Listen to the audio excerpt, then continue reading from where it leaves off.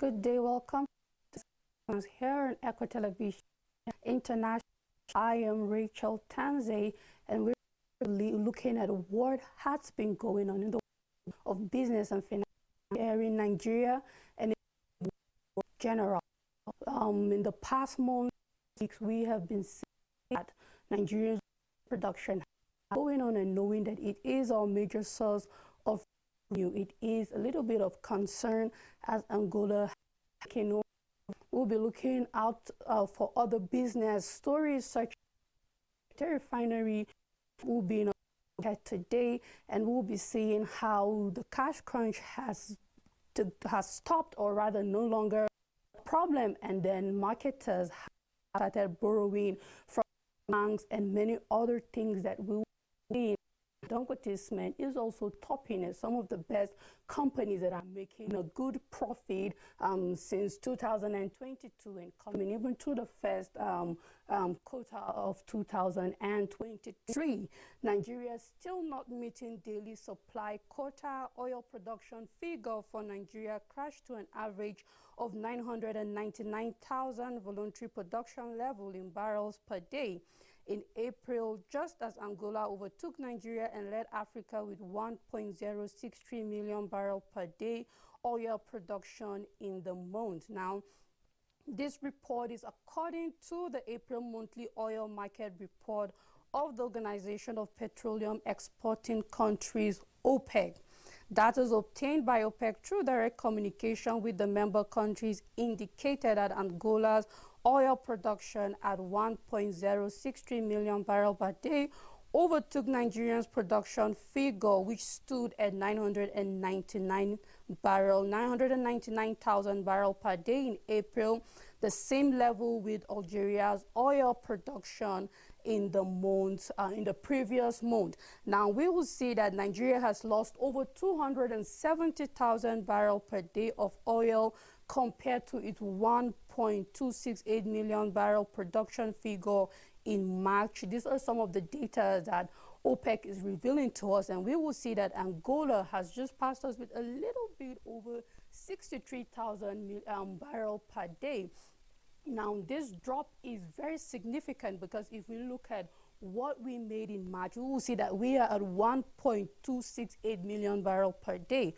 We know for sure that there has been theft going on. However, there is also a fight to make sure that we are no longer having the issues of theft, and it has been one of the major reasons we are not meeting our daily supply, as OPEC has given to us a quota.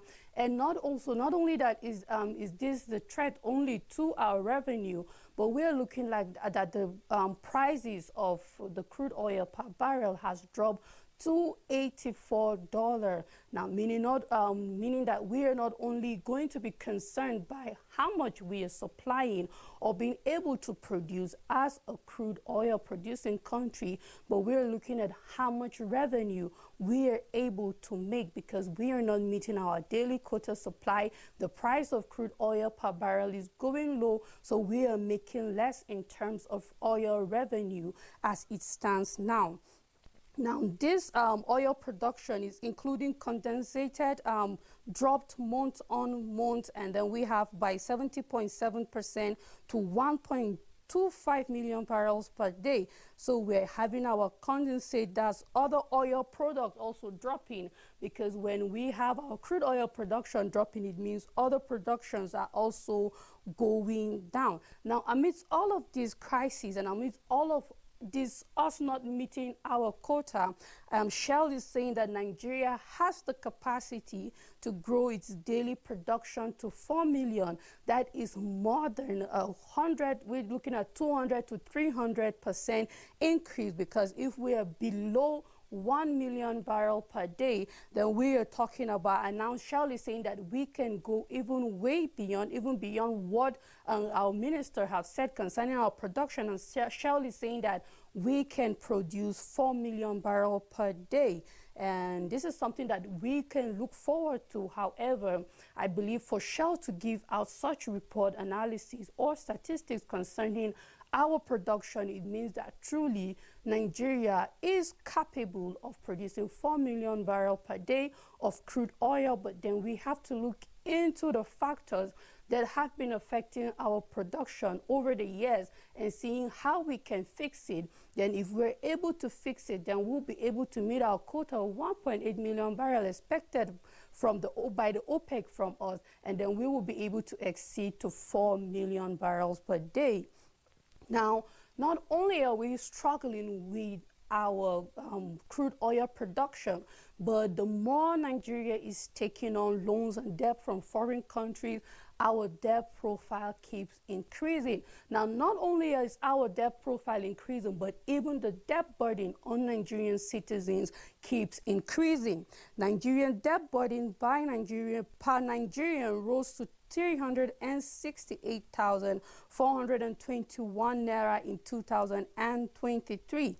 Even after the Paris Club relief in 2006, external debt rise to $41.8 billion.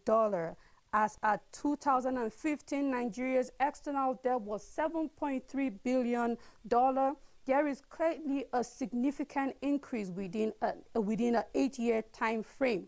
Now, we have during the Obasanjo administration, our external debt was $2.1 billion. Moving forward to the Yar'Adua and Goodluck Jonathan administration, it went to $7.3 billion. Now Nigeria is at 41.8 billion naira. Now the federal government has clearly stated that some of the recent debt taken will take a period of 25 years to be paid off as agreed by the World Bank. Also, the Department of the Debt Management Office has assured Nigerians that they haven't faltered in debt payment to China. That is, we haven't faltered in our debt payment to China. And we know that with the recent loan taken from the World Bank, we have a period of 25 years to pay our debt. Now we can see that there is a significant amount of growth in our debt profile. Some 70 years back, we were looking at 17,000 as a debt burden on each Nigeria. Now come to 2023, we are looking at a debt burden on each Nigeria of 368,421 in the year 2023. Now, we are looking at an economy where minimum wage is 30,000 naira, and this is not applicable in every state, meaning we have workers in the country that are not making up to 30,000 naira per month. Now, that could be, when you sum that up to a whole yearly income for an individual, that is 360,000 naira, meaning an average individual in the country might not be able, if we were to literally carry this burden and the federal government was to come up with a law that everybody should walk to the bank and pay this debt burden, we have several thousands and millions of Nigerians that will not be able to pay this debt burden, because we are looking about over 133 million of our population living in abject poverty, and the numbers may increase as we are waiting for our census to be sure what is our number in this country. Then we can truly know if we have more than half of our population living in severe poverty. It means that an average Nigeria won't be able to clear this debt burden if something like that should happen or take place. Now, amidst the debt burden and everything, it might look like a lot is going on in the country.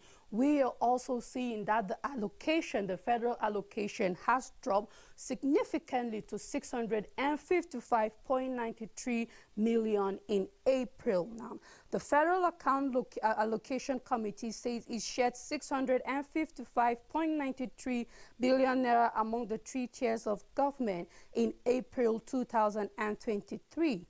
The figures represent a decrease of 58.7 billion compared to 714.63 billion naira shared in March 2023. The total amount includes gross statutory revenue, value-added tax, augmentation from forex and non-oil mineral revenue, and electronic money transfer levies. The federal government received 248.81 billion naira. The states received 218.31 billion naira, and the local government council got 160.6 billion naira, while the oil producing states received 28.22 billion naira as derivation. Now we have 13% of mineral revenue. Now we might want to understand, because this is key for us to understand, that this allocation, when we talk about statutory revenue, it means the personal income taxes and the sales taxes. Now this is the majority of where the revenue generated for our allocation comes from. So it means that there is a significant drop in the statutory revenue, and that is why we are having our allocation dropping. It has been dropping because before it was 714 billion naira, we were having 722 billion naira as revenue to the federal, state, and local government. Now we are seeing that for the month of April, it has dropped down significantly to 655.93 billion naira. It means automatically that whatever we are going to do, whatever the federal government will do, the state government will do, and the local government council will do, it means that this allocation will significantly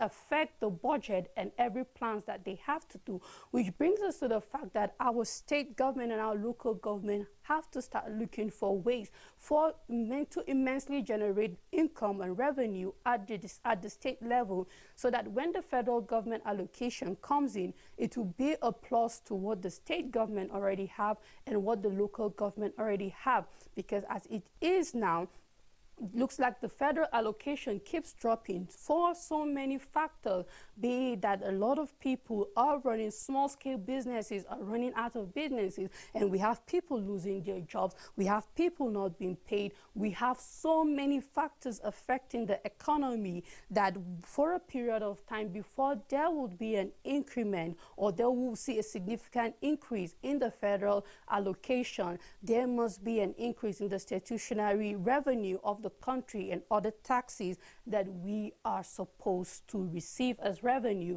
that it goes down back to the government as allocation.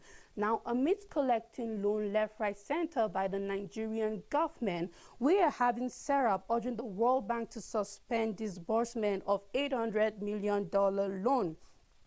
We know that the federal government is seeking for another loan approval of $800 million from the World Bank. However, the Socio-Economic Rights and Accountability Project has urged the World Bank President, Mr. David Malpass, to use his good office to suspend any disbursement of the $800 million loan to the federal government and to request the incoming administration to provide satisfactory explanation for the loan. SERAP urges Mr. Malpass and the World Bank to reopen discussion on the reportedly approved $800 million loan with the incoming administration to clarify the details on the rationale and the use of the loan, because the term of the office of the government of the President Muhammadu Buhari ends in May 2023.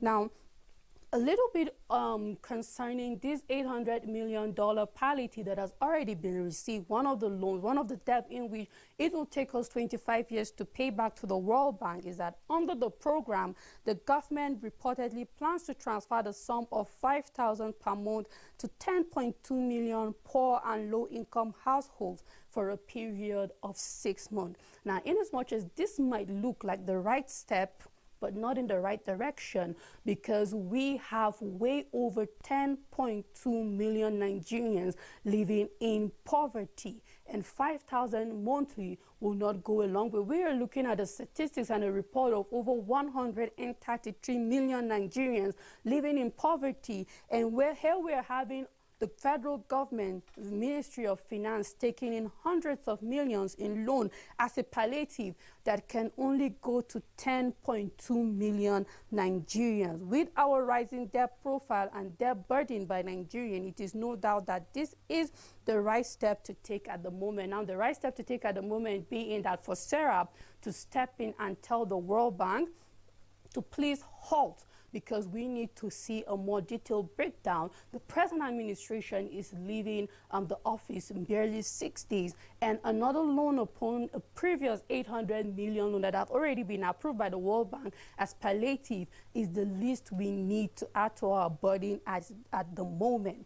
Now we have the Dangote Cement top most profitable companies coming on the list of the NGX. A glimpse of Dangote Cement finances revealed that it is Nigeria's most profitable company.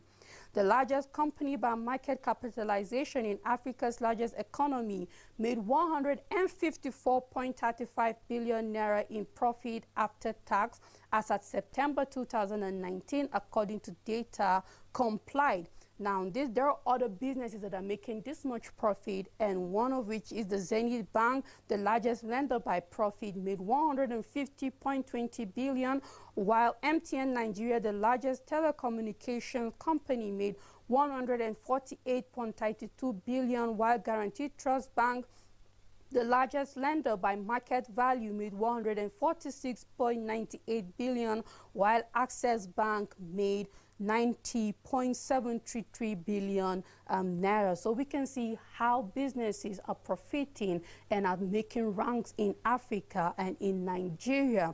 Now, Dangote Refinery opens.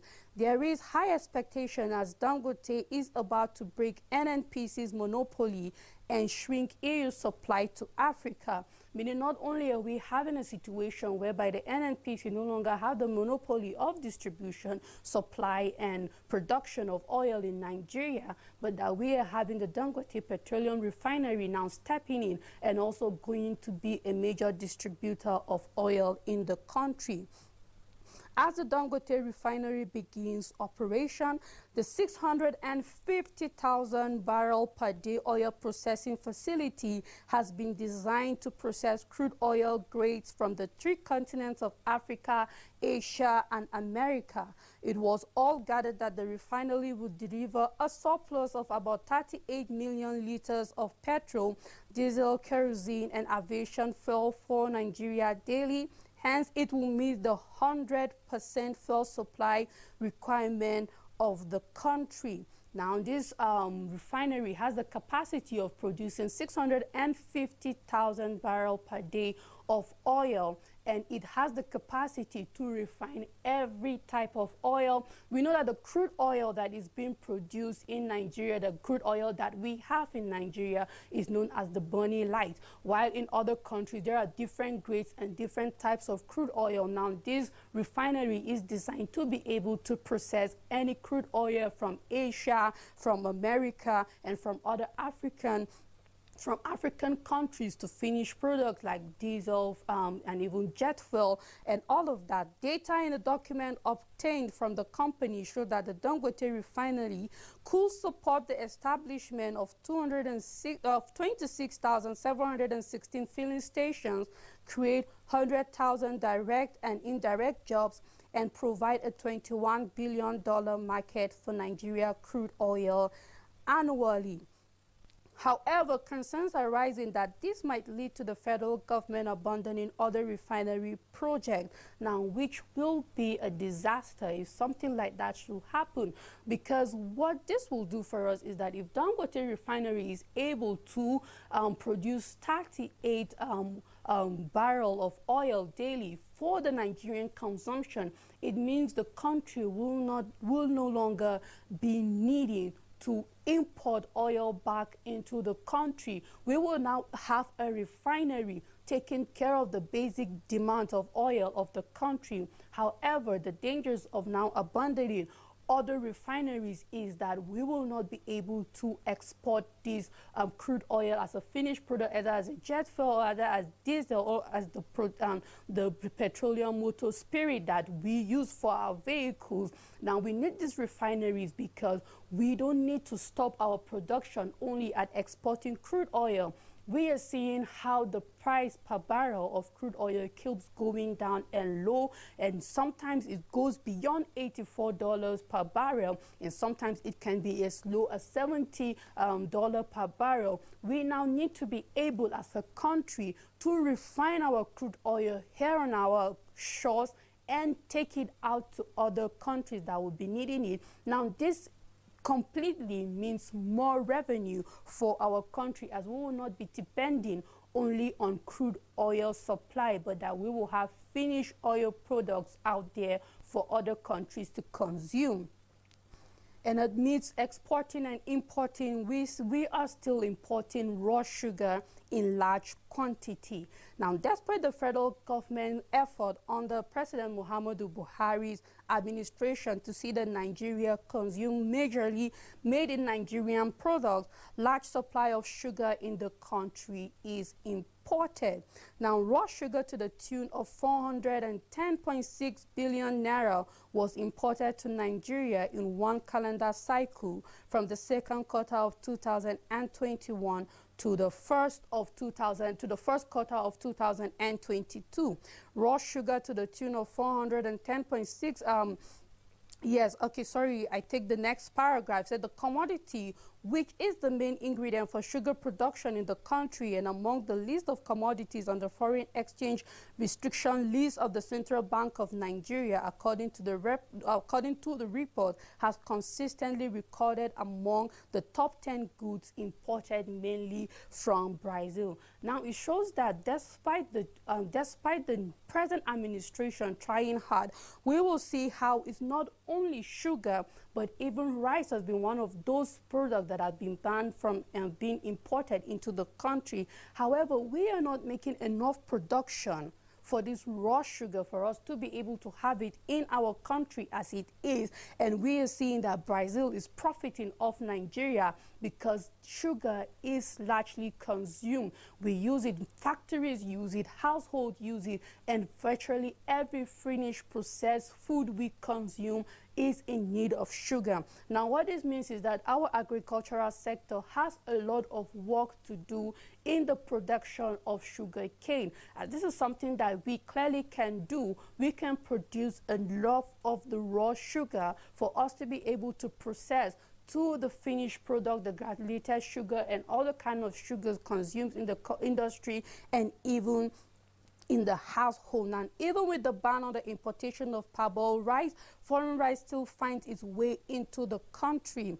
On January 20th, 2022, the government of Nigeria banned the import of parboiled rice through the country's seaport. According to the media reports, the announcement was made by Nigerian Customs Service. Now, before the seaport ban, we had previously the government imposing a ban on the importation of rice through land borders in 2026.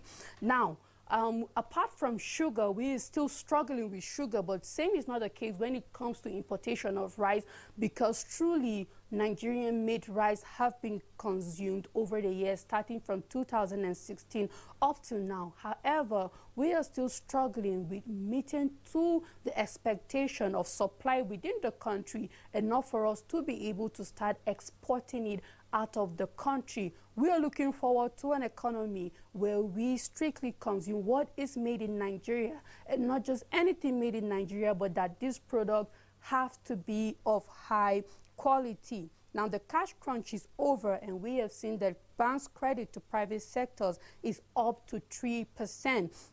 Meaning that now that we are out of the cash crunch in Nigeria, before the banks had issues that they were not getting. We know how the banks operate, right? You need to go there, get these loans, and they make profit back to the CBN. But over the period since the new Naira redesign, we have seen that banks have been saying there have been no loaning coming from private sectors. Now we are seeing that it's up by 3%, up to 43.07 trillion naira in 1 month. And this is where we'll be stopping today on Business and Finance. Keep a date with me next time. Goodbye.